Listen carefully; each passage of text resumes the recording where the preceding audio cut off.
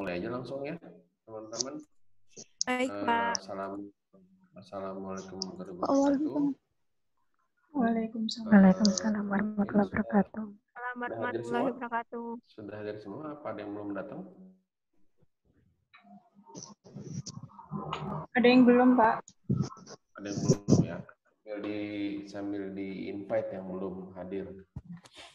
Oke, kemarin kita sudah berdiskusi tentang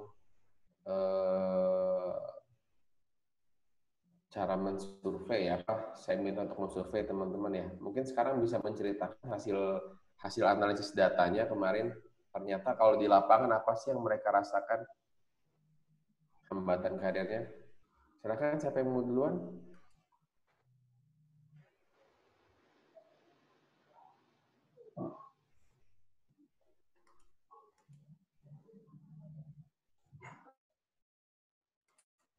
Ayo silakan teman-teman. Siapa yang mau pertama? Saya, Pak. Boleh. Siapa yang namanya? Vidya Nugraheni. Oke, Vidya. Silakan Vidya.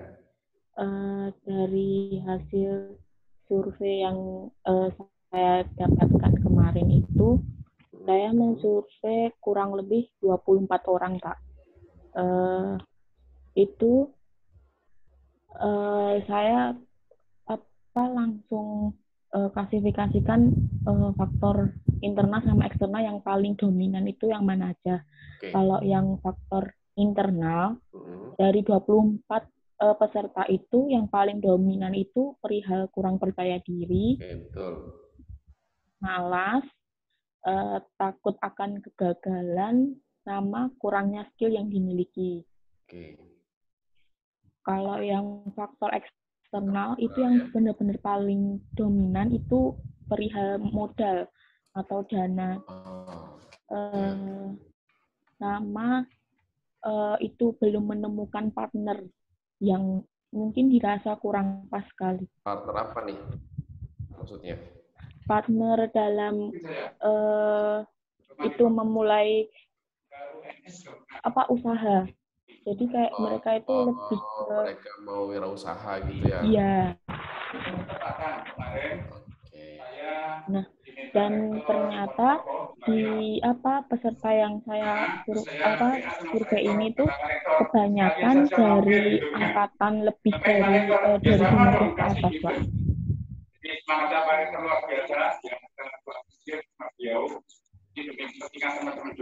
Mungkin admin bisa di mute yang ini yang agak ribut. Menyampaikan diri jam 8 sampai jam 4 sore di IN Banten. Kerjasama. Oke, tadi berarti ada faktor internalnya adalah kemalasan, teman-teman ya. Saya coba share screen ya. Saya coba. Oh, nggak bisa nih. Tolong host dong. Saya mau share screen. Tolong di enable.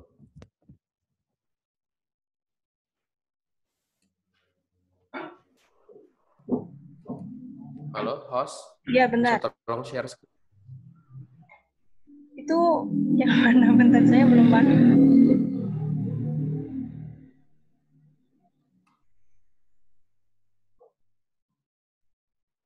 Bentar nggak, Pak? Bentar. Oke, sambil lanjut yuk. Sambil nunggu boleh share screen. Siapa lagi yang mau cerita tadi? Dari Vidya sudah tadi? Saya, boleh, Pak. siapa namanya? Saya Erna Winda, Pak. Oke, silakan Mbak Erna.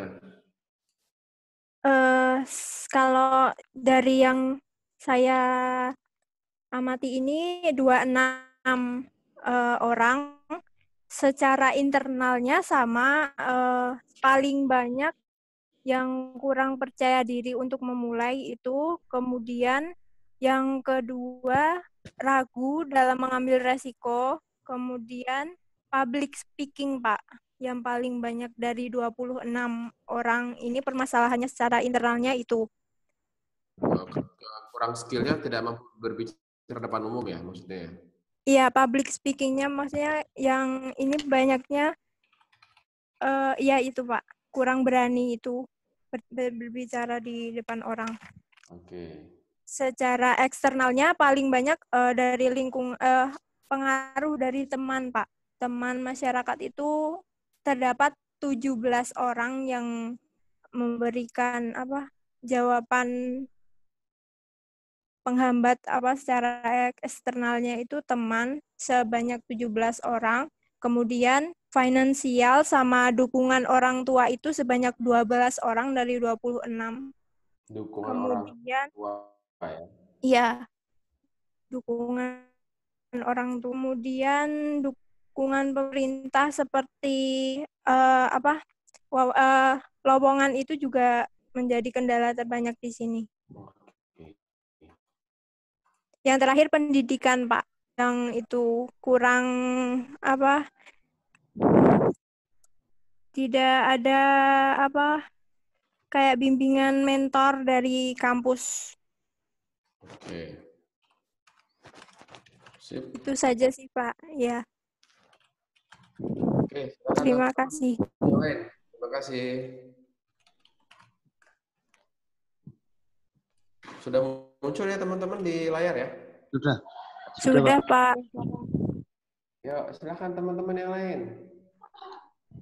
Saya ya, Pak. Boleh, silakan. Siapa? Assalamualaikum. Saya Riki Abdul, Pak. Oke, silakan Riki. Dari data yang kemarin, Pak, saya dapat 26 ini subjek. Itu yang jadi hambatan internalnya antara lain yang paling sering muncul itu kurangnya percaya diri. Jadi kepercayaan dirinya kurang. Terus mentalnya, Pak, belum siap. Sama Ya. Oke. rasa takut untuk memulai dan keluar dari zona nyaman untuk bekerja itu, sama belum nemuin passion buat ini, Pak, kerjanya, Pak. Ya. Terus Tidak tahu arah hambatan karir ya. ya, hambatan eksternalnya support dari lingkungan sekitar, dari keluarga, teman, sama lingkungan sosial masyarakat. Karena kalau yang dijelaskan kemarin ada yang salah satu itu dari lingkungan ada yang mencibir sama mencemooh, Pak, tentang pekerjaannya.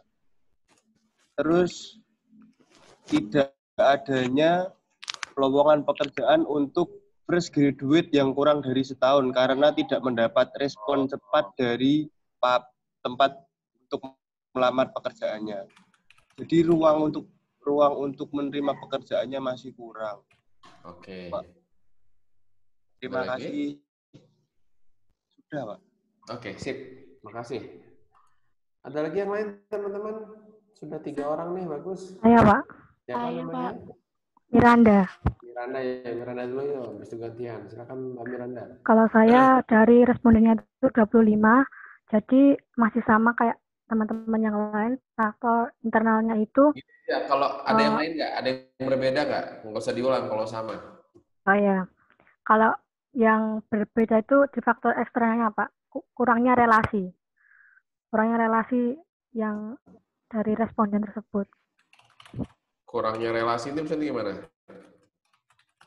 Nggak ada kayak channelnya gitu loh, Pak. Oke. Oh, nggak ada channel. Oke. Terus kurangnya finansial. Masalah finansial. Teman-teman, kalau finansial itu kita internal apa eksternal ya? Kalau masalah finansial itu? Internal, Pak, harusnya, Pak. Kayaknya internal ya, kalau finansial ya. Iya, Pak. Oke. Ya, silakan. Yang lain. Tadi siapa satu lagi? Saya, Pak. Boleh.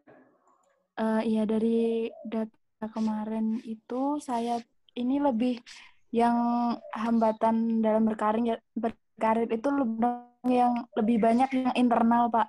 Seperti mereka itu ada yang berbeda nggak dari 11 ini yang sudah saya ketik? Motivasinya kurang, Pak. Jadi kayak lebih gimana ya, Pak? Males-malesan gitu loh, Pak. Iya, ini ada ya. Motivasi dalam diri itu kurang. Sudah ada kemalasan ya. Ya, terus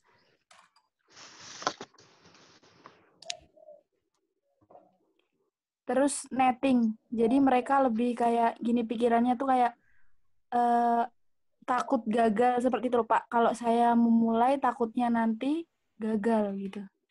Oke. Ada lagi yang lain? Susah beradaptasi dengan lingkungan baru. Kemampuannya berarti kemampuan adaptasi ya kurangnya ya. Iya.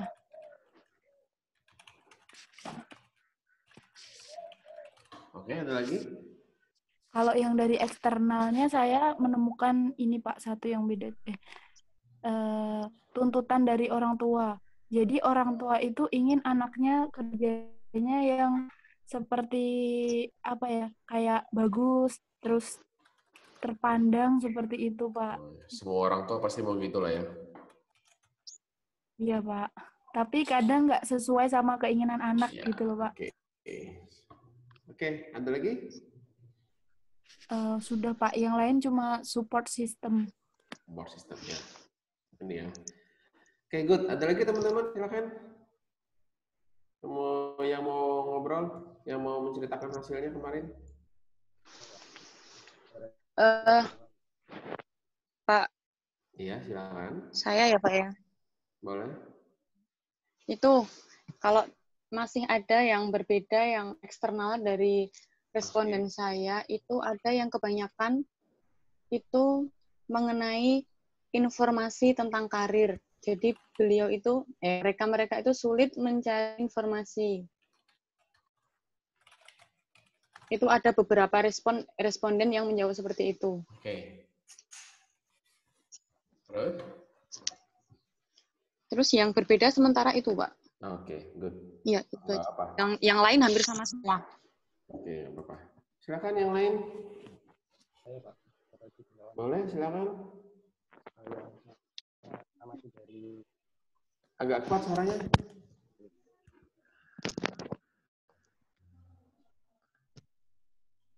Halo, agak kuat suaranya, tolong. Ya, Ashar, silakan Ashar. Ya. Ada yang berbeda? Saya amati dari data tersebut yang berbeda cuma di faktor eksternal, Pak. Apa itu? Ya. Yang banyakkan modal, Pak. Yaitu pada kurangnya dana untuk modal berwirausaha, Pak. Berarti kurangnya dukungan modal ya? Iya, cuma itu yang saya amati dari 26 responden. Sip. Ada lagi yang lain, teman-teman? Saya Pak, yang di hambatan eksternalnya itu bimbang. Bimbang itu internal atau eksternal? Eksternal. Hah? Bimbang itu kan pikiran kita kan? Iya. Iya, Pak. Iya. Berarti internal. Bimbang gimana? Bimbangnya gimana? Di sini cuma tulisin bimbang aja, Pak. Nggak dijelasin bimbangnya tuh gara-gara apa, nggak tahu.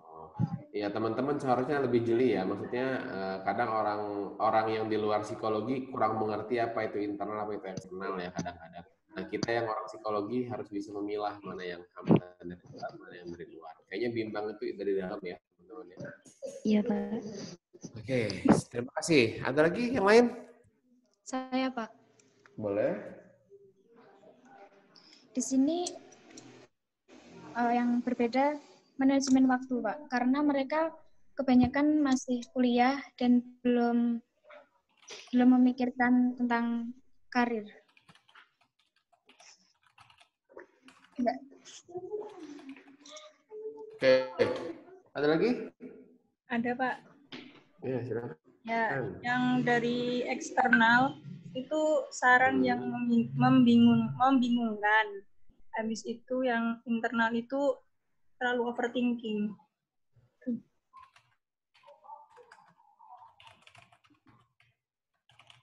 Oh, overthinking ya. Overthinking. Oke. Cukup, teman-teman? Sudah semua ya? Iya, Pak. Oke, nah teman-teman, coba saya mau ngobrol sama Ashar. Ashar bisa open mic? Ya, Pak. Ashar, kalau kita ngelihat data gini enak nggak? Maksudnya kita kebayang nggak masalahnya apa? Iya, Pak. Kelihatan, Pak. Kelihatan ya. Iya. Jadi kalau menurut Ashar, apa sih sebenarnya masalah mereka ini? Coba Ashar tolong rangkum dalam sebuah kalimat gitu. Ini adalah masalahnya dengan hambatan karir mahasiswa, Pak.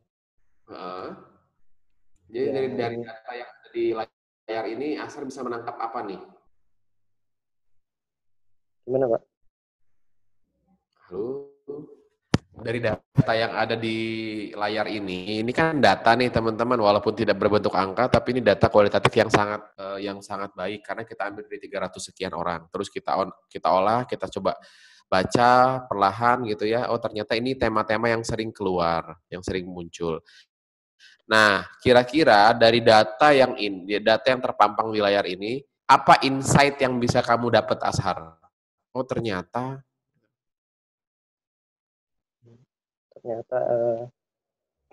ini adalah apa namanya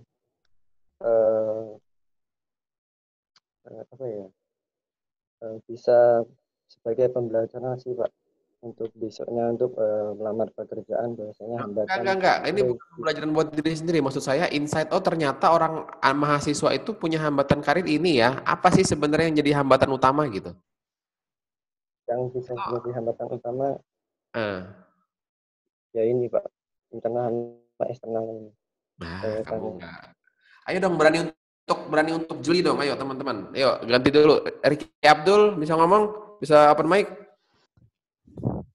Ya, Pak. Yuk coba Abdul, gimana coba? Apa yang ini ya sebenarnya? Ayo gunakan kemampuan kamu untuk kejelian kamu untuk menangkap sebuah inti permasalahan. Jadi kalau yang saya tangkap ya Pak, dari tadi yang pertama, yang banyak dijelaskan teman-teman itu dari kurangnya kepercayaan diri dari seorang mahasiswa yang ingin melanjutkan pekerjaannya. Terus kemudian itu tentang cara pikir Pak, mindset-nya, tentang bagaimana dia berpikir untuk ke depan dan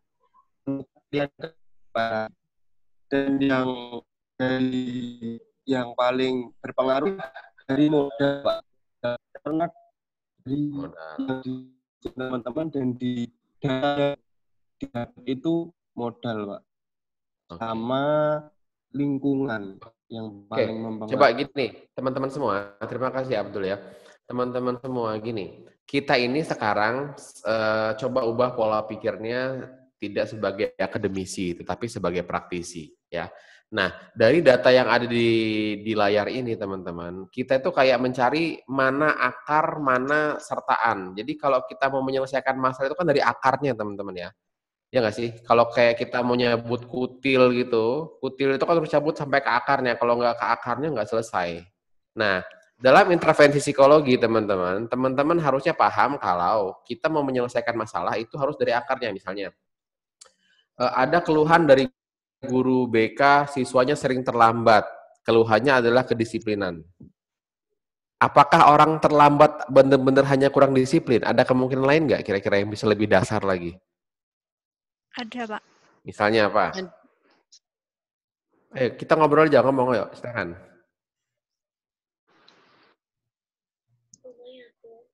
Apakah anak terlambat ke sekolah hanya bisa dimaknai sebagai karena dia kurang disiplin? Bisa saja membantu orang tuanya, Pak. Pasti ada motif lain kan? Nah, misalnya siapa tahu dia membantu orang tuanya. Berarti kalau dia terlambat gara-gara membantu orang tuanya, bukan kita ajarkan kedisiplinan, tetapi ajarkan tentang manajemen waktu. Nah, ya terus misalnya dia telat gara-gara dia bangunnya kesiangan, terus bangun kesiangan gara-gara manajemen waktu, belum tentu. Kita tanya dulu, kenapa kamu terlambat kesiangan? Oh ternyata gara-gara saya sulit untuk tidur semalam. Ternyata anak itu insomnia. Nah berarti yang kita terapi adalah insomnianya kan, bukan disiplin atau manajemen waktunya kan? Iya Pak. Nah, jadi teman-teman dari data di depan kita ini, kita harus jeli melihat apa sih sumbernya sebenarnya. Kurang percaya diri. Nah, kurang percaya diri. Kenapa sih orang kurang percaya diri? Bisa kita gali lagi nggak? Dari semua ini ada nggak penyebab kurang percaya diri? Tidak adanya skill. Ayo, coba silakan. pelan-pelan dilihat datanya ini di layar kalian. Kira-kira mana sih sumbernya? Kalau kita mau mengintervensi, mana yang kita intervensi? Kurang mengetahui potensi diri, Pak. Alasannya? Karena kalau kita belum tahu ini tentang potensi diri kita ke depannya akan susah, Pak. Jadi kita belum bisa. Coba gini, Abdul. Coba kita bikin alur pikir yang kenapa kok dasarnya kurang pengetahuan diri. Kayak tadi kan, dia insomnia jadinya bangun kesiangan, makanya dia telat ke sekolah. Jadi kita kayak bikin alur pikir gitu loh. Kalau memang dasarnya adalah kurang pengetahuan diri, coba bikin alur pikirnya. Silakan dulu. Dan teman-teman yang lain, silakan. Jadi gini Pak, mungkin kalau kita tentang potensi diri, kalau kita belum ngerti kan kita ke depannya nanti akan bimbang Pak. Jadi kalau semisal sebenarnya saya bisa jadi tukang ojek gitu ya Pak. Misalnya saya bisa jadi tukang ojek, tapi ada suatu yang membuat kita menjadi, padahal kita punya ini alat transportasinya, tapi kita kurang mengerti diri kita gitu loh Pak. Jadi kita kurang menempatkan antara kurang tajam penjelasannya. Silakan yang lain. Saya Pak. Ya silakan. Kalau menurut saya lebih ke dari kurang percaya diri itu banyak sumbernya itu lebih ke yang pesimis atau nettingnya itu Pak. Oke Mbak, saya tanya, orang kurang percaya diri gara-gara apa sih? Orang nggak pede itu gara-gara apa? Gara-gara dia nggak percaya dengan potensi yang ia miliki Pak. Iya, nggak percaya sama potensi yang dimiliki karena apa? Karena dia nggak tahu potensinya apa kan? Iya. Nah, jadi yang lebih dasar sebenarnya kurang pengetahuan akan potensi diri, bukan kurang percaya diri. Kurang percaya diri itu adalah sertaan. Nih, ini contohnya teman-teman ya, kita membuat alur pikir. Oke, ketika orang nggak tahu potensi dirinya apa, maka dia akan nggak tahu apa kelebihan apa kekurangan. Ketika dia nggak tahu apa kelebihannya, maka dia akan fokus ke kekurangannya saja, maka akan muncul rasa pesimis. Ketika dia pesimis, maka dia akan kurang percaya diri. Kurang percaya diri akan membuat dia malas. Ketika dia malas, maka dia tidak akan mau mempelajari skill, maka dia akan kekurangan skill, ya nggak? Ya, lalu takut untuk memulai, akhirnya dia overthinking dan sehingga semua berujung kepada rasa pesimis untuk memulai. Nah, gitu teman-teman. Jadi sebenarnya ini tinggal kejelian kalian untuk melihat mana yang duluan. Jadi kayak kita nyari mana duluan, ayam apa telur gitu loh teman-teman. Duluan mana, ayam apa telur? Pernah denger jokes ini teman-teman? Pernah Pak. Nah, artinya ini tergantung rasionalisasi kita. Bisa kita bilang mulai duluan telur dengan rasionalisasi bahwa kalau ayam dari telur, atau bisa kita bilang mulai dari ayam duluan kalau kita rasionalisasinya adalah telur keluar dari ayam. Nah, jadi tergantung justifikasi kita, tergantung kemampuan kita melihat mana inti masalah. Dan ini tergantung dari wawasan pengetahuan yang kalian punya. Nah, kalau di ilmu psikologi, kita paham bahwa sumber dari banyak masalah adalah dia tidak memahami karakteristik diri yang dimiliki. Nggak mengenal dirinya. Nggak bisa menjawab who am I. Kita lihat eksternalnya. Kenapa sih orang tua itu seringkali berbeda pendapat dengan anak? Karena mungkin orang tua sendiri pengen yang terbaik buat anak, tapi anak sendiri nggak bisa menjelaskan apa yang terbaik buat dia. Akhirnya komunikasi nggak jalan. Bayangkan kalau si anak sudah punya pengetahuan tentang dirinya dan dia tahu arahnya mau kemana, pasti dia bisa menjelaskan ke orang tuanya. Dan saya yakin nggak ada orang tua yang mau melarang ketika anaknya sudah bisa menjelaskan dengan dewasa, dengan baik. Kurangnya relasi, tergantung teman-teman. Kalau teman-teman nggak tahu mau nyari relasi di mana, maka nggak akan ada channel. Kalau teman-teman mau cari channel, teman-teman harus tahu cari channelnya di mana. Nah, pengetahuan bidang karir itu tergantung dari teman-teman tahu nggak potensi diri teman-teman. Gitu. Nyambung teman-teman alur pikir saya dalam menangkap masalah? Iya, Pak. Nah, jadi teman-teman, kalau banyak pernah melihat belakangan ini ada intervensi karir, ada webinar karir nggak? Belum, Pak. Belum ya. Kalau misalnya kita mau bikin webinar tentang untuk membantu karir mahasiswa, terus kita bikin adalah cara mencari lapangan pekerjaan. Cocok nggak dengan masalah yang kita punya ini? Halo? Kurang, Pak. Kurang, Ya, Pak. Kurang ya? Cocok, tetapi dia hanya menangani permukaannya saja. Betul nggak? Ya. Tidak ke akarnya. Dari akarnya. Nah, gitu teman-teman maksud saya.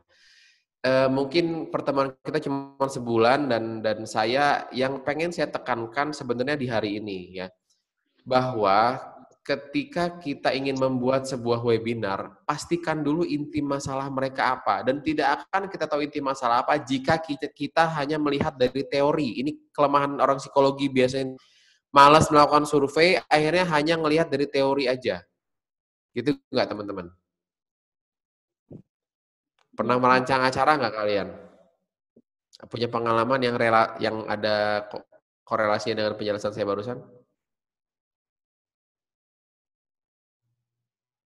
Atau pernah mengikuti webinar yang kok materinya nggak nyambung sama saya ya gitu? Karena itu bisa jadi karena teman-teman tidak kena inti masalah teman-teman di situ.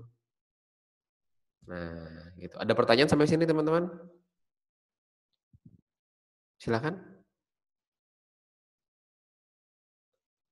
Coba, ya, Vidya. Berarti itu Pak, kalau dalam membuat webinar itu emang harus dari teori sama survei lapangannya itu kayak gimana Pak? Betul. Makanya saya sebenarnya kurang setuju jika webinar itu dia di tingkat nasional atau di tingkat satu negara gitu, siapa saja boleh ikut. Kenapa? Karena tentu tidak akan spesifik, tidak akan bisa mengcover permasalahan yang spesifik. Ini harap dicatat teman-teman, ini kondisi di mahasiswa di Lampung. Ingat ya, jangan lupa. Untuk mahasiswa di Unila, 364 orang yang mewakili mahasiswa Unila. Bisa jadi kalau teman-teman survei di lingkungan teman-teman itu akan berbeda hasilnya. Setuju nggak? Setuju, Pak. Bisa jadi di daerah kalian orang tuanya sangat mendukung karena di Lampung secara budaya orang tuanya itu sangat PNS minded. Jadi orientasi orang tua di Lampung ini sangat utama anaknya jadi PNS. Itu hasil riset saya. Mungkin kalau di Jawa atau di daerah kalian enggak. Mungkin orientasinya misalnya yang penting kamu dekat sama saya aja, nggak usah jauh-jauh. Mungkin gitu ya, mungkin bayangan saya gitu. Ya. Nah, Solo. Ya, di Solo mungkin gitu bayangan saya gitu. Udahlah nak, yang penting kamu dekat sama keluarga, bisa tenang gitu. Mungkin ya bayangan saya seperti itu. Atau ada yang bisa berpendapat kira-kira, oh ini bedanya sama di Solo begini Pak gitu. Yuk silakan. Ini kan kondisi mahasiswa Lampung nih. Kalau di Solo kira-kira sepengetahuan teman-teman ada yang beda nggak sama hambatan-hambatan ini?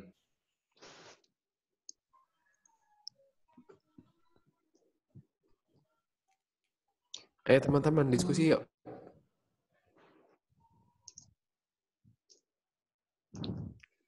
Atau banyak yang sama? Banyak yang sama, Iya. Pak. Sama, Pak. Banyak Tapi yang di sama. internalnya itu sama semua, Pak.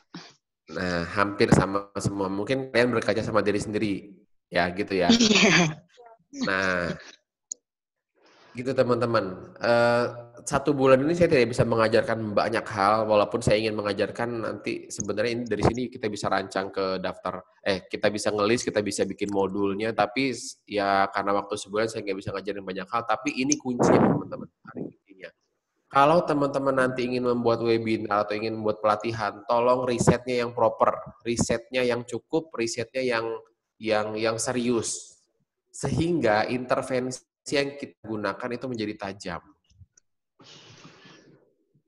Karena gini, di psikologi itu variabelnya mirip-mirip ya teman-teman ya. Kayak kepercayaan diri, efikasi diri itu kan mirip tuh. Ya enggak? Terus sama resiliensi itu mirip juga ciri-cirinya. Kalau kita tidak jeli, kita akan salah menentukan apa yang harus kita intervensi. Saya biasanya pakai analogi gini teman-teman. Kita diskusi ya. Pernah pernah makan roti semua ya, teman-teman ya? Pernah, Roti Pak. tawar sudah pernah ya? Oke. Kalau saya mau membelah roti, kalau kita mau membelah roti, alat bisa nggak kita pakai cangkul? Bisa, Pak, tapi tidak tepat. Nah, kenapa tidak tepat? Karena ketika saya pakai cangkul, rotinya belah benar, tetapi menjadi kotor misalnya, jadi nggak higienis. Tapi bisa kebelah ya? Bisa. Bisa nggak kalau saya pengen membelah roti itu pakai pisau cutter? Bisa, Pak. Tapi tidak tepat. Kenapa tidak tepat? Cutternya kalau misal kecil terlalu lama, Pak. Oke, jadi karena cutter itu dia sifatnya pisau yang sekali dipakai, bisa jadi dia karatan. Iya. Oke. Bisa nggak kalau saya belah roti pakai gergaji? Bisa. Cuma tidak tepat karena gergaji untuk dipakai untuk kayu, Pak. Oke, kalau kita belah roti pakai gergaji nanti buyar rotinya dia. Banyak yang nggak kemakan.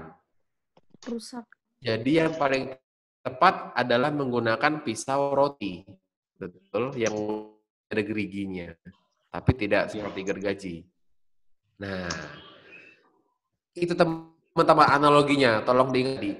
Kalau kita mau mengintervensi sesuatu, katakanlah roti itu adalah, karir itu adalah rotinya. Mana yang mau kita belah pakai apa nih? Nyambung teman-teman materi yang saya ingin sampaikan? Coba silakan diulang. Tolong diulang kata-kata saya. Tolong diulang kata-kata penjelasan kalian dengan kata kalian sendiri. Silakan. Siapa yang mau ngomong? Saya mencoba ya Pak ya, yang analogi tadi kan Pak. Iya. Jadi ini dianalogikan seperti kita mau membelah roti tawar. Kalau misalnya kita itu membelahnya pakai cangkul, itu sebenarnya bisa tapi kurang tepat karena bisa saja nanti rotinya kotor dan sebagainya. Kalau misalnya Pak, sama seperti kalau kita mau mengintervensi masalah karir, kita hanya mengajarkan tentang bagaimana cara mencari lowongan pekerjaan di web. Ada loh seminar kayak gitu. Bisa nggak gitu? Bisa, tapi kurang tepat. Sama kayak pakai cangkol tadi ya. Oke, lanjutkan silakan. Terus bisa jadi kalau misalnya kita membelahnya pakai cutter, itu sebenarnya juga bisa, tapi karena di situ mungkin cutter itu sifatnya hanya sekali pakai, bisa saja cutter itu sudah karatan. Oke. Nah, oke stop, Mbak. Terima kasih. Teman-teman, masalahnya kalau untuk membelah roti kita bisa dengan mudah tahu, oh ini sudah ada alat yang pasti. Kalau untuk psikologis, kalau untuk teman-teman harus paham bahwa di psikologi ada prinsip namanya individual differences. Masih ingat? Ini harusnya semester 1 sudah diajarkan. Masih ingat teman-teman prinsip individual differences? Halo, kok pada diam semua? Lupa ya?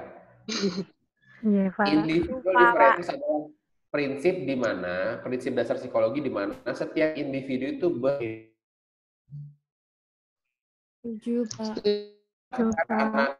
Bahkan anak kembar pun punya karakteristik kepribadian yang bisa berbeda. Artinya untuk psikologi tidak ada prinsip, tidak ada teori baku atau tidak ada alat baku seperti pisau roti. Kita harus mencari tahu sendiri, kita harus meriset sendiri mana yang paling tepat. Gitu teman-teman. Nah, jadi kuncinya itu adalah riset.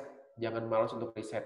Dan riset itu teman-teman jangan berpikir pusing kayak harus penelitian, harus enggak. Ini yang kita lakukan ini riset teman-teman. Yang kita lakukan 2 minggu ini riset.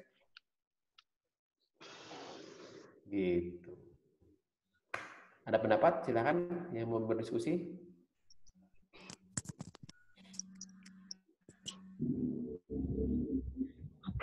Saya mau bertanya. Silakan.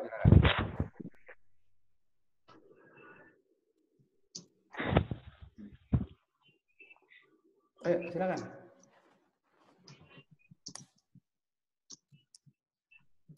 Ternyata kalau orang Solo butuh 3 minggu dulu baru panas ya, baru ada mau ngomong ya. Baru hari ini kan kalian banyak ngomong, kemarin diem aja. Ya silakan. Silakan. Siapa tadi yang mau nanya? Saya Pak Iya, mau silakan tanya. Vidya. Berarti kan kita ketika mau melakukan webinar itu berarti kita melakukan riset dulu, kayak contohnya kayak mungkin bisa survei kayak kemarin itu Pak di Google Form. Jadi seperti itu dulu ya Pak? Iya, betul. Vidya lupa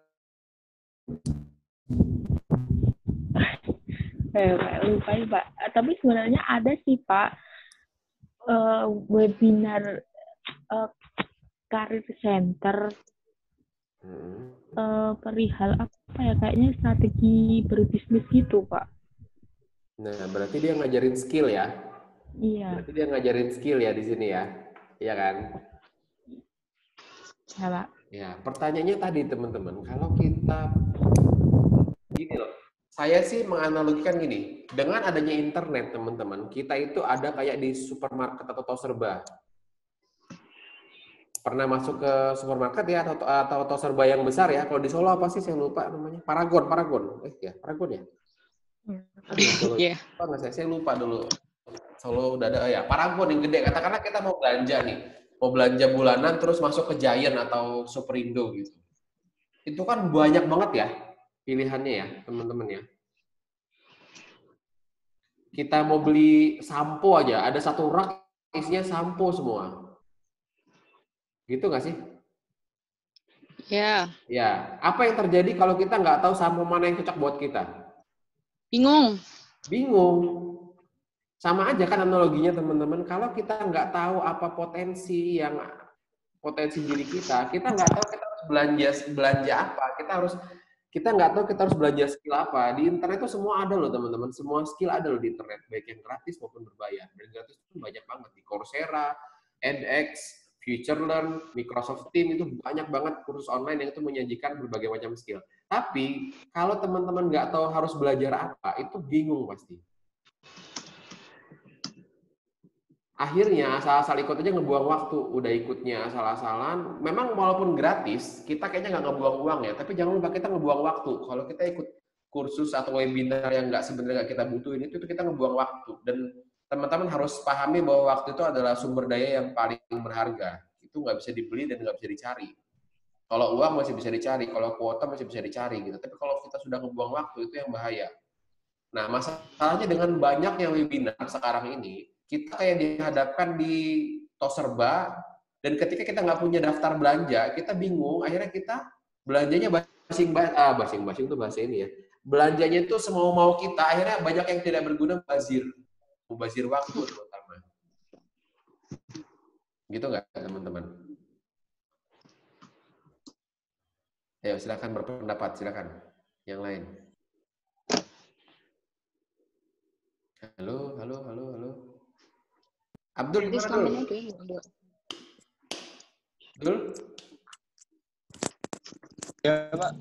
Gimana penjelasan saya barusan? Bisa kamu tangkap? Relate? Ya, Pak.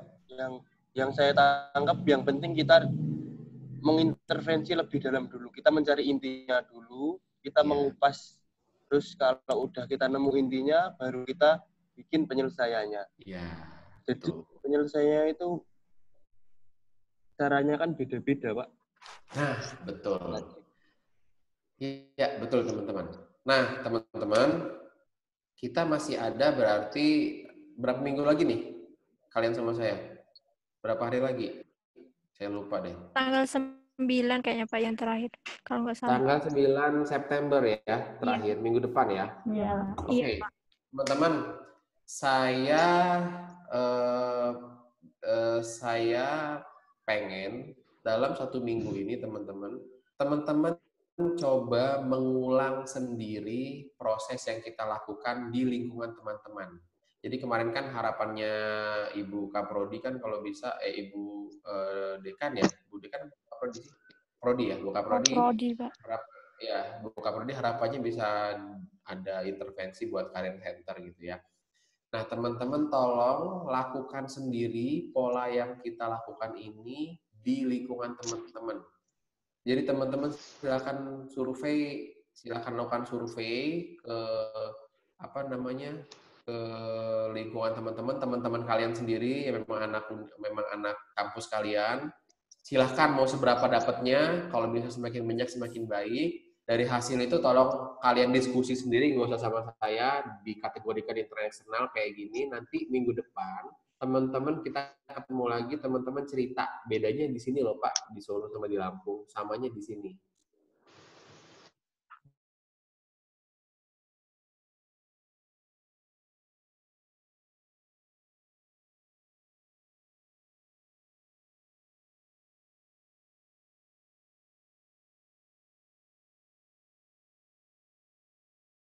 Sekarang harusnya mulai memahami di mana sih letak sebuah teori sebenarnya, atau kalau misalnya dosen itu suruh nyari jurnal, apa sih gunanya? Buat landasan, Pak. Nah, ternyata setelah kita lihat dari yang kemarin, ada yang sama nggak dari kemarin? Dari jurnal ada, Pak. Ada. Kayak misalnya, nih, kurang skill. Iya, kurang percaya diri. Tapi di jurnal tidak mengutarakan ini kan? Tidak, Pak. Ada. Karena mungkin di luar negeri sudah bukan ini masalahnya. Sudah lewat urusan ini. Indonesia terbelakang, tertinggal. Lampung tertinggal, masih berkutat di masalah ini. Karena harusnya masalah ini, kalau kita lihat tugas tahapan perkembangan, itu selesai di masa SMA kan? Ya enggak? Memahami bakat minat itu kan masa SMA harusnya. Ini harusnya selesai di masa SMA. Ternyata mundur, telat di Lampung ini. Gitu teman-teman. Jadi teori itu hasil penelitian itu bukannya mempersulit kalian, bukan, sebagai landasan. Yang sama lagi kayak dukungan ini ya, dukungan sosial orang tua ini ya, sama ya. Iya. Ya, ada lagi yang sama yang lain? Kurangnya bimbingan. Nah, kurangnya bimbingan mentor ini juga nggak ada kemarin ya. Nah, gitu teman-teman. Ilmu psikologi itu teman-teman, walaupun dia individual differences, tapi ada pola-pola yang cenderung sama. Nah, buktinya di luar negeri sama di Lampung itu hampir sama loh ternyata. Ada yang hampir sama, tapi ada yang beda juga. Nah, amat sangat tidak bijak kalau kita membuat intervensi berdasarkan luar negeri saja. Karena pasti ada yang berbeda. Gitu. Makanya saya sih pribadi lebih senang kalau kita membuat intervensi itu berangkat dari local wisdom atau berangkat dari kekhasan daerah sendiri. Nah, ini teman-teman kalau mau teman-teman seriusin, jadi skripsi bisa nih. Ya enggak? Iya, Pak. Mengidentifikasi faktor hambatan internal, mengidentifikasi faktor hambatan eksternal. Itu tuh bisa jadi skripsi, dan itu sangat aplikatif. Skripsi kalian bisa digunakan oleh adik tingkat kalian, nggak hanya duduk di perpustakaan berdebu gitu, nggak dibuka-buka orang lagi. Gitu. Jadi ketika teman-teman saran saya ketika teman-teman mau melakukan penelitian atau skripsi apapun itu, pikirkan azas bermanfaatannya.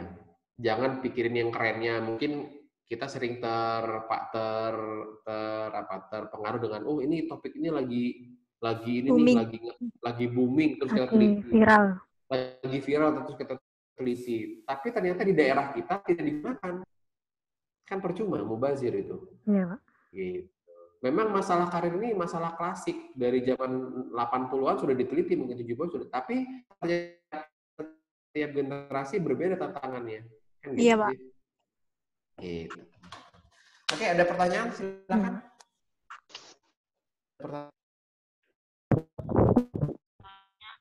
Boleh. Itu Pak, buat tugasnya yang minggu depan tuh berarti kita masing-masing individu bikin form sendiri gitu ya? Terserah, silakan teman-teman teknisnya. Kalau saran saya sih satu form aja, teman-teman bikin sendiri, terus teman-teman silakan diorganisir sendiri siapa yang jadi ketua, siapa yang jadi sekretaris, atau siapa yang jadi moderator, nanti diolah aja sendiri. Sekitar 2 hari untuk survei, terus itu diolah datanya. Nah, tanggal 9 ketemu sama saya, diceritakan aja bedanya di sini Pak, samanya di sini.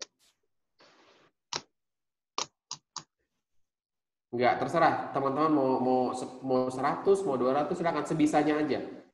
bisa kalian aja berapa. Saya pengen melatih teman-teman untuk jeli aja melihat masalah. Iya, Pak. Baik, Baik. Pak. Sebenarnya kalau lebih panjang, setelahnya saya akan ngajarin cara bikin modul gitu. Nah dari sini kita bikin nih modulnya gimana. Ini baru konten teman-teman ya. Setelah kita tahu kontennya, kita harus berpikir cara menyampaikannya gimana. Dengan metode pembelajaran apa? Ada experiential learning, ada motivational learning, ada observational learning. Sudah belajar ya metode belajar ya? Sudah belajar belum? Yang saya sebutkan tadi. Halo.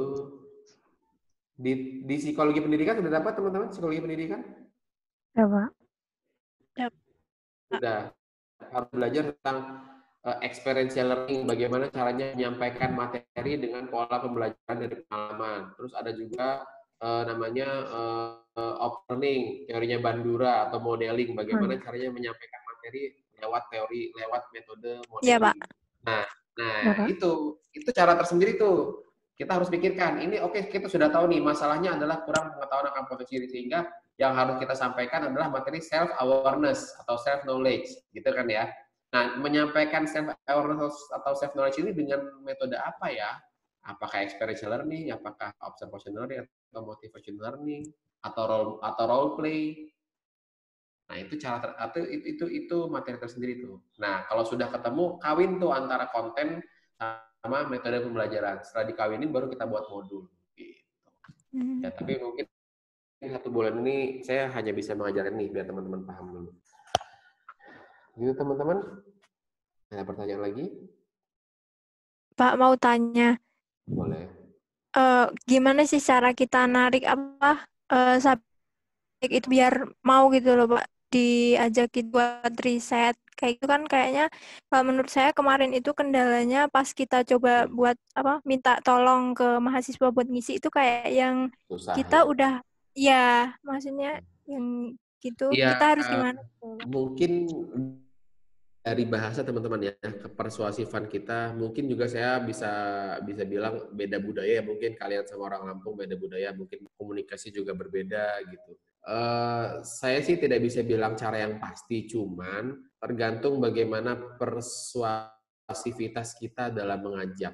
Kalau saya lebih senang kalau menjelaskan dengan detail dulu tujuannya begini. Bahkan saya buatkan video penjelasan tentang riset ini. Biasanya mahasiswa atau responden tidak mau ikut riset karena mereka tidak tahu apa manfaatnya buat mereka. Dan biasanya juga jeleknya peneliti tidak memberitahukan hasil penelitiannya ke respondennya, makanya mereka jadi males.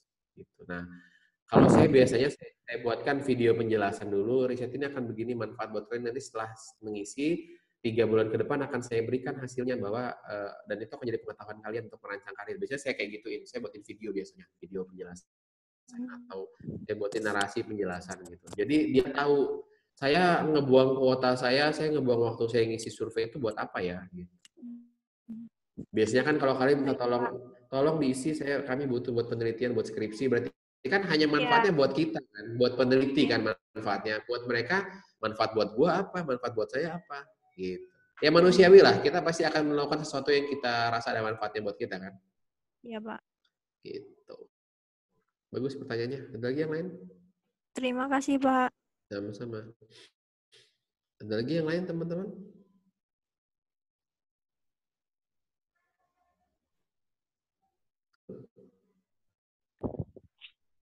Iya, halo Pak. Insya Allah cukup Pak. Cukup ya. Oke, saya mau tanya dong. Udah 3 minggu kita berinteraksi. Apakah gaya menjelaskan saya cukup dimengerti atau terlalu ke dosen-dosenan? Cukup dimengerti Pak. Cukup dimengerti Pak. Apa bedanya gaya menjelaskan saya dengan dosen kalian? Beda Pak. Apa bedanya? Enak ini Pak, langsung bisa paham gitu Pak. Kalau menurut saya Pak, dari saya sendiri bisa paham. Kalau di sini kebanyakan agak bertele-tele Pak. Karena teman-teman, karena saya mengambil tempat bukan sebagai dosen, tapi sebagai praktisi, sebagai psikolog. Nah, disitulah teman-teman memahami bedanya praktisi sama akademisi. Ya, kalau teman-teman mau praktek di lapangan, kita harus punya jiwa praktisi, kepraktisan. Namanya praktis. Praktis itu berarti kita harus menjelaskan dengan praktis. Kita harus mengambil inti sehingga responden atau klien merasa paham. Bayangkan kalau kita konseling orang itu dengan gaya dosen. Waduh. Kan nggak enak tuh. Waduh, ya, gitu kan. Atau kalau kita ngisi webinar, kita bikin webinar, tapi kita memposisikan diri kayak ngajar. Webinar itu bukan ngajar loh, teman-teman. Webinar itu kita menjadi fasilitator, bukan pendidik atau bukan pengajar. Gitu. Jadi kalau teman-teman nanti berharap pengen jadi psikolog atau jadi praktisi, mulai dari sekarang dilatih jiwa praktisinya, ya. Ya. Apa dulu kira-kira yang harus dilatih dari 3 minggu berinteraksi dengan saya? Apa yang kira-kira kalau menjadi praktisi harus dilatih apanya sih? Mindset taktis, Pak. Mindset taktis. Coba jelasin gimana maksudnya. Jadi kita harus bisa mikir cepat gitu, Pak. Terus kita bisa nemuin solusi, tapi tidak menghilangkan esensi. Iya. Nah, gitu. Itu bisa dilatih kalau teman-teman punya jam terbang, ya. Iya, Pak. Makanya kalau orang psikologi nggak punya teman tuh aneh. Harusnya memaksa punya teman orang psikologi itu kan, dengan punya teman banyak kalian bisa ngobrol, bisa mempraktekkan teori yang kalian pelajari di kampus. Psikologi itu paling enak loh. Nah, kalau saya kebanyakan teman dimarahin sama teman-teman kuliah, Pak. Main terus katanya. Ya mungkin teman-teman kuliah kamu mindsetnya dosen kali ya. Teman-teman yang mindsetnya mau jadi dosen mungkin. Gitu. Kalau saya beda, Pak. Pikirannya yang penting relasi dulu, Pak. Ya, bisa, silakan. Tapi tadi dulu ya, jangan menghilangkan esensi. Walaupun kita taktis, walaupun kita praktis, esensi tidak boleh hilang. Iya, Pak. Siap. Esensi itu adalah dasar teori maksudnya. Jadi kan dari tadi saya ngomong nggak pakai teori, tapi kalau teman-teman kaitkan ada teorinya kan omongan saya. Iya, ada, Pak. Tapi saya tidak perlu mengeluarkan teori. Berdasarkan teori ini kan nggak perlu. Nah, itu Pak bedanya kalau dosen, Pak. Iya. Teori itu tidak perlu kita utarakan, tapi kita implementasikan ke dalam kata-kata, ke dalam penjelasan kita. Nah, diterapin gitu ya, Pak. Iya, termasuk kalau ngisi webinar, teman-teman. Ngisi webinar juga nggak bisa loh pakai slide terus berdasarkan ini. Kan itu bukan webinar, itu mah ngajar, itu mah belajar online, itu mah ruang guru kayak gitu. Iya kan? Iya, Pak. Tapi kadang itu ada dosen yang apa ya, Pak? Kayak sama aja gitu loh, Pak. Kayak ngajar. Ya silakan. Ya saya tidak bisa tidak bisa mengkomentar lebih lanjut. Tapi yang jelas teman-teman saya pengen ngasih tahu ke teman-teman bahwa ada konteks yang berbeda dalam mengajar. Bisa kita mengajar dengan konteks akademisi, bisa kita mengajar dengan konteks praktisi. Iya, kita harus menyesuaikan tempat dulu, Pak. Betul. Kalau saya ngomong mungkin saya akan rapat dengan dosen-dosen kalian, saya nggak mungkin pakai gaya kayak gini. Iya. Beda, Pak. Asli, Pak. Iya, nggak mungkin. Tapi kalau saya harus bertindak sebagai seorang psikolog dan bertemu masyarakat, saya nggak bisa pakai teori. Masyarakat nggak butuh teori, masyarakat itu butuh solusi. Iya, benar, Pak. Gitu. Jadi masyarakat nggak perlu manfaatnya ya, Pak ya. Iya, masyarakat tuh nggak butuh tahu teorinya apa, dasar teorinya, bukunya apa, yang ngomong siapa, tahun berapa, nggak butuh tahu masyarakat. Iya nggak sih? Jadi kalau teman-teman buat slide webinar nggak usah tuh dalam kurung Erikson 1990 nggak perlu ngapain. Masyarakat iya Pak, masuk Pak. Iya betul Pak. Nggak perlu. Masyarakat tuh nggak perlu tahu itu. Masyarakat perlu solusi. Gitu. Solusi, bisa action, nyelesain masalah. Iya. Kalau kata Bu Tejo apa? Jadi orang yang solutif kan. Gitu. Ya Pak. Iya. Bu Tejo gitu. Sampai ke Lampung ya Pak. Tuh sampai. Jadi orang yang solutif. Nah itu, solutif itu artinya praksi. Gitu. Kalau akademisi, ya memang serius, lebih jelas dasarnya. Gitu. Nah ini, mungkin ini di luar konteks, tapi dari sini teman-teman bisa menangkap pembicaraan kita pagi ini. Tidak semua orang cocok jadi praktisi. Setuju nggak? Iya, Pak. Tidak semua orang cocok jadi praktisi, tidak semua orang cocok jadi akademisi. Kayak Abdul kayaknya nggak cocok kamu dulu jadi akademisi. Iya, nggak cocok, Pak. Iya, jadi kalau mau ngambil S2, ambillah S2 yang profesi, gitu. Yang memang banyak prakteknya. Tapi kalau memang merasa saya lebih cenderung ke orang serius, lebih senang meneliti, berarti ambillah S2 yang sains, gitu. Ya, Pak. Makasih, Pak. Iya. Jadi kamu mau jadi apa dulu? Tukang ojek? Bukan. Nanti, Pak, lihat ke depannya aja, Pak. Nunggu. Nah, kalau lihat ke depannya sih ya kan merencanakan karir dari sekarang. Gimana? Iya, Pak. Tapi kan ini masih nunggu lowongan dulu, Pak. Belum dibuka lowongannya. Sebelum ada lowongan, kita harus tahu apa yang cocok buat kita. Nah, ini pola pikir yang salah nih, kayak gini Saya nih. pengen jadi wirausaha, Pak, soalnya, Pak. Ya ngapain nunggu lowongan kalau wirausaha dari sekarang aja dagang-dagang. Ya kan kita nyari peluang dulu, Pak, buat bikin usaha apa. Hanya nanti. Itu loh, Pak, maksud saya. Nah, kenapa saya nanya gini teman-teman, bukannya iseng, tapi gini, ini satu prinsip yang saya gunakan. Mungkin kalau teman-teman pernah tahu ada kaburu maktan indallah antakul malataf alun. Saya lupa ayat berapa itu. Ayat di surat apa? Ayat berapa saya lupa. Kaburu maktan indallah antakul malataf alun. Sebuah kebencian besar di sisi Allah ketika kita melakukan sesuatu yang ketika kita menyuruh sesuatu yang tidak kita lakukan. Iya. Ya. Nah, itu saya pegang teman-teman dalam praktik di teori. Kalau belum mengaplikasikan teori, saya nggak akan bikin webinarnya. Kalau saya belum melaksanakan teori ini, kalau saya belum pernah melaksanakan teknik ini, kalau saya sendiri belum mempraktekkan teknik ini, saya nggak akan ngajarin orang. Kenapa? Kita sekarang bodoh-bodohan aja.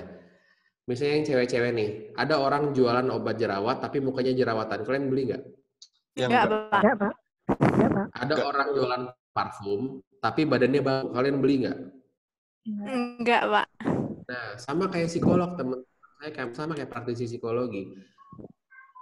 Dia ngomong tentang parenting, bla bla bla bla bla, ternyata keluarganya berantakan. Apakah orang percaya? Tidak, Pak. Tentu tidak. Ada praktisi, kita harus bisa memanage emosi, kita harus regulasi emosi. Terus dia kelihatan di jalan marah-marah. Bisa aja pong ya, Pak. Nah, kalau teman-teman mau, tolong maknai profesi psikologi itu lebih dari hanya sekedar menasehati, lebih dari sekedar melatih, lebih dari sekedar mengajari training itu beyond semua. Teman-teman harus paham bahwa kita punya tanggung jawab moral atau tanggung jawab agama sekalian, bahwa apa yang kita ucapkan itu harus sama dengan apa yang kita lakukan. Iya. Makanya jangan jadi saya sendiri tidak berani kalau harus jadi psikolog artis yang dikit-dikit diundang di TV harus ngomong, karena belum tentu semua yang diomongin itu dilakukan loh.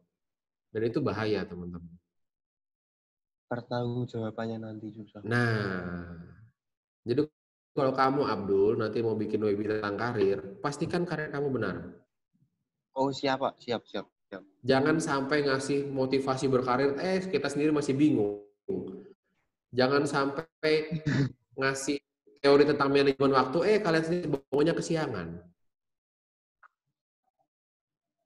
Karena akan beda sekali, teman-teman. Akan beda sekali nuansa atau auranya ketika kita ngomong sesuatu yang nggak kita lakuin, itu beda. Tapi kalau kita sudah lakuin, itu nggak usah kita ahli, auranya akan keluar sendiri gitu. Wibawanya akan keluar sendiri. Gitu.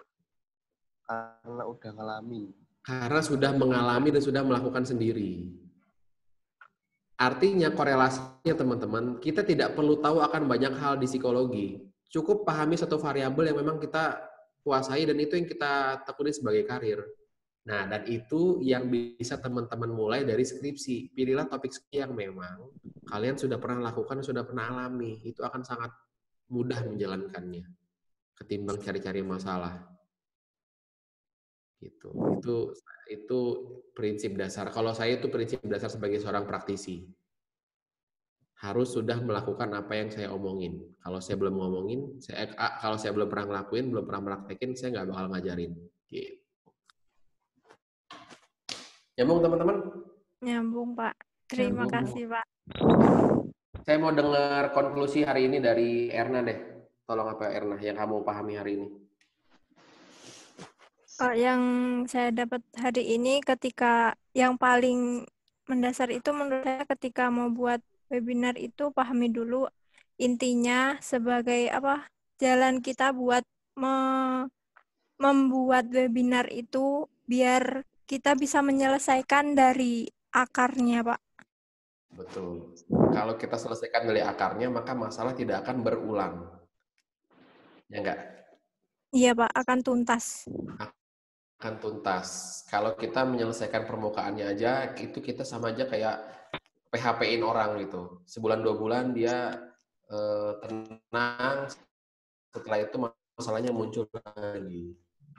Ya, Pak. Ya, ingat analogi kutil tadi ya. Kalau kutil nggak dicabut sampai akar, itu akan muncul lebih banyak lagi. Siapa yang pernah kutilan pasti bisa nyambung analogi saya.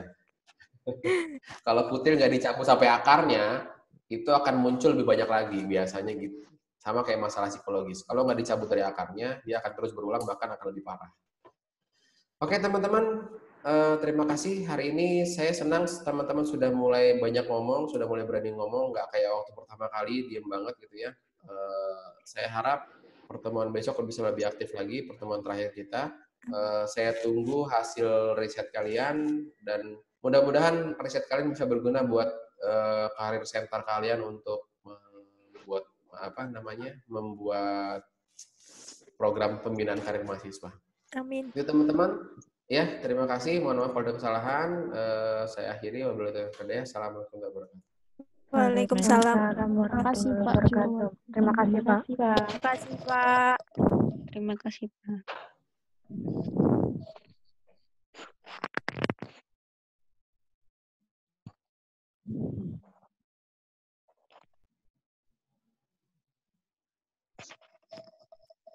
Iki wes kan? Wis to iki. Yo, keluar. Left. Iki berarti awake dhewe gawe kuwi yo, kayak nyebar Google Form ngono kuwi. Oh, Iya. gawe piye? Dibagi wae no. Gak digawe kelompok tuh. Loh, iki Ora, bukannya langsung jadi